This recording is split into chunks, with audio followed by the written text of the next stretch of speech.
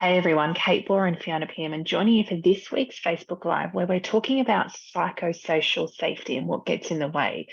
And I think lots really to unpack. We're only going to touch on a couple of points here.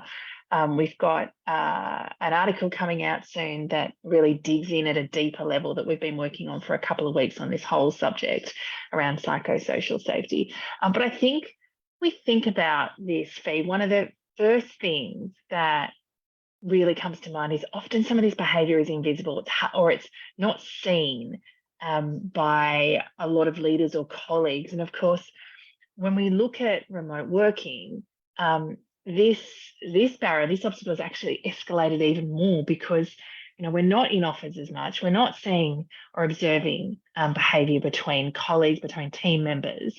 And so it does make it harder to be able to actually track some of this stuff.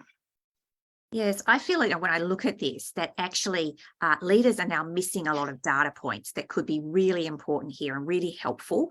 And, in the past, usually things anecdotally, we'd have those little moments, we'd have little conversations on the side. Maybe someone would be able to say, oh, I didn't get all the information on that, or, I feel as though I haven't been kept in the loop here. There's lots of ways in which there are subtle small things that are going on potentially between team members that leaders can't see. And so the experience of people can often be they are feeling less safe in their work, less able to achieve, less able to do what's required of them. And so I think there's a really important piece to start to think about, what might I be missing? What might I not be seeing that's important here? Yeah, I think particularly the early warning signs, right? Or the early data points that says, I've observed an interaction that didn't sit right, or a tone of voice that was out of the ordinary. And so I think, we'll talk more about the how-to later here, but I think that means as leaders and as organizations, we have to open up more opportunities to be able to find these data points that we're not having access to by virtue of, that anecdotal observation piece. I think, if we follow that one through, the next obstacle, which is huge for people, right? Something we talk about a lot in our Acts of Confidence program. It's active confidence number 5, fall down and get back up again, redefining your relationship with fear and failure. Is this fear of speaking up if perhaps it's a well-respected, influential colleague in the organisation? If we think about speaking up around workload, fear of what if I do speak up and I say I'm not coping, or this is too much, I'm beyond capacity, what does that mean for my personal brand? So there is a lot going on for people underneath the surface. If we think about the iceberg in terms of the choices I'm willing to make, the actions I'm willing to take, that is influenced, again, in terms of human behaviour, that leaders also can't see. Yes, yeah, this one I think is enormous. The fear that sits below the surface here, the worry about, whether I'll be judged, whether I'll be seen as incompetent, whether I'll be, what's the worry about how others will perceive me if I'm willing to speak up, often gets in the way of speaking up. And there's also this people-pleasing piece where many of us, we like to help, we like to say yes to things, but we're often not fully conscious of the cost of that. And as we start to explore this and start to unpack some of the things that are going on, there is a real role for each of us to take a bit of responsibility and to start to understand, what is my capacity here? What is my limit? And how do I start to develop some good tools, some good strategies, and some language around how I interact and think about this? Because often we're unclear. I think the other piece we really want to flag here is that there can be a real lack of clarity around expectations, around standards, around what a good job looks like, around what's necessary to complete a piece of work. And all of this lack of clarity feeds in very often to people not being clear and not knowing, and therefore fearful about what it is they're doing or what they need to deliver.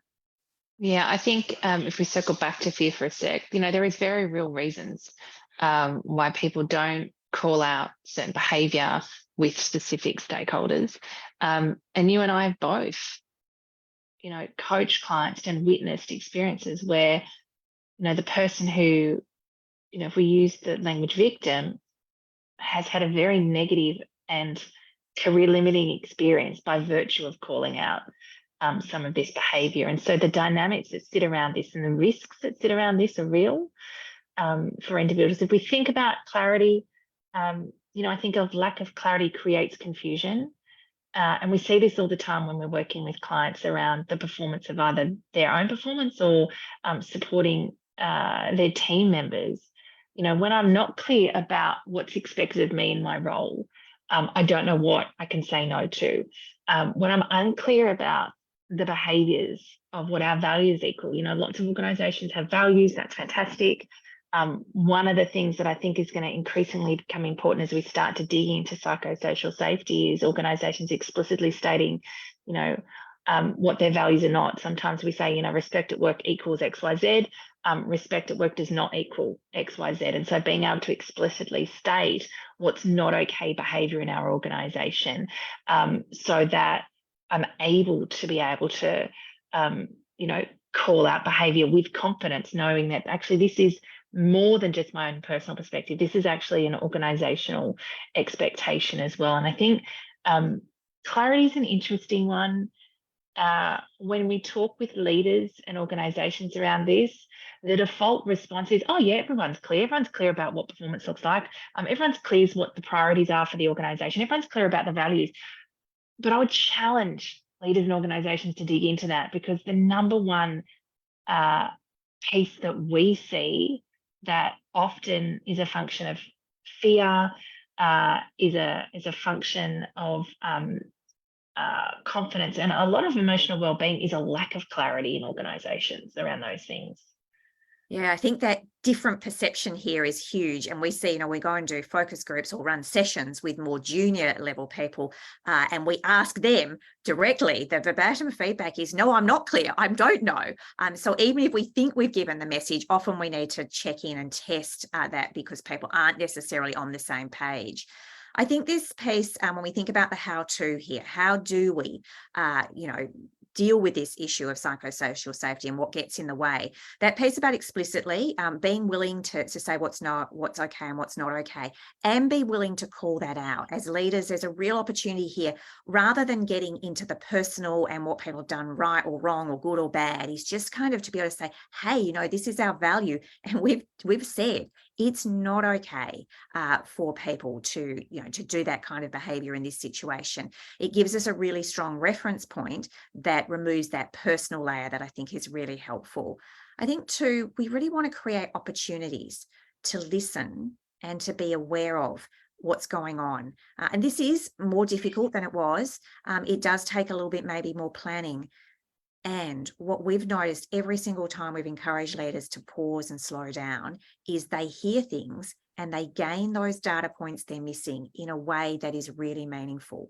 Not only that, when employees and team members feel heard or feel as though there's a space in which they can voice something that's maybe not working, a whole dynamic shifts. We really start to create that container of psychological safety that's so important around this topic. Yeah, look, we'll talk more about this next week, but clarity, communicate. How many times have we sat in rooms and exec teams say that they think everyone's clear and heard that feedback? Oh no, an engagement survey say, oh no, they're not clear. So I think, again, asking really great questions, being present to your point earlier, and noticing and taking in all of those data points, so that that we can start to navigate some of these human being characteristics that make this hard for us to create safety for ourselves and for us to facilitate it, and as leaders and as organisations for others. Team, we're going to leave it there. If you've enjoyed today's confidence conversation, we'd love for you to let us know in the chat feed below, and or share it with anyone who you think might find it valuable. Head over to our Facebook page. Lots of great videos for you to dig into that we've been talking about this month around psychosocial safety. And of course, if and when you're ready to go deeper with your relationship with core confidence, and or you'd like to talk to us about the conversations we're having with organisations around psychosocial safety, please contact us via our website, coreconfidence.com.au.